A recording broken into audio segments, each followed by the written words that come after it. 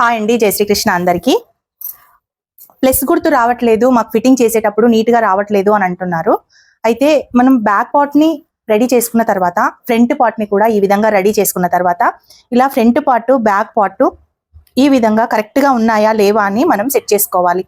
ఎక్కడి వరకు సెట్ చేసుకోవాలి అంటే ఇక్కడ నుండి ఇక్కడ మనం ఒక టక్ పెడతాం కదండి, 36 సైజు 40 సైజు కదా, ఈ మార్కింగ్ దగ్గర మనం ఈ విధంగా టక్ పెడతాం కదా, ఆ టక్ దగ్గరికి ఈ రెండు సమానంగా ఉండేటట్టు ఈ విధంగా చూసుకోవాలి. ఒకవేళ మీకు గనక ఇలా ఎక్కువ తక్కువ వచ్చింది అనుకోండి, ఎక్కువ తక్కువ వస్తే ఇదిగోండి మనం ఇక్కడ ఈ డాట్ వేసుకున్నాం కదా, ఈ డాట్ అనేది మనం రిమూవ్ చేసేయాలి. అయినా కానీ మనకు ఎక్కువ వస్తుంది అనుకోండి, అంటే ఈ డాట్ రిమూవ్ చేసిన తర్వాత కూడా మనకు ఇలా ఎక్కువ వస్తుంది అనుకుంటే ఇక్కడి భాగంలో కొంచెం తీసేసేయాలండి. మనం ఈ లోతులు గనక చంక దగ్గర గనక ఈ లోతులు తీసేస్తే మనకు బ్లౌజ్ వచ్చేసి ఇక్కడ సైడ్ ముడతలు అనేటివి వస్తాయి.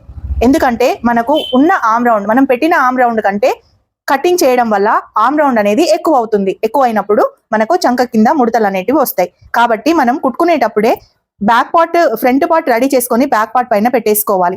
ఒకవేళ మనకు బ్యాక్ పార్ట్ కరెక్ట్ గా ఉంది, ఫ్రంట్ పార్టే మనకు ఎక్కువ వచ్చింది అనుకున్నప్పుడు మనం ఇక్కడ డాట్ పెట్టుకోవాలి.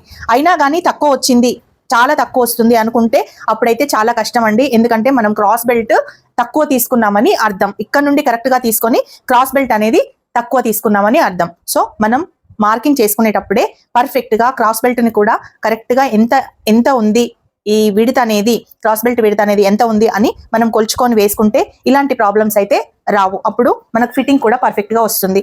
అండ్ హ్యాండ్ ఎక్కించేటప్పుడు కూడా ఈ హ్యాండ్ అనేది మనం ఇలా ఎక్కడైతే మనకు ఇక్కడైతే ఈ టక్ పాయింట్ ఉంటుందో చూడండి, ఈ టక్ పాయింట్ ఉంటుందో అక్కడి వరకు కూడా ఇలా స్ట్రైట్ గా ఉండాలి.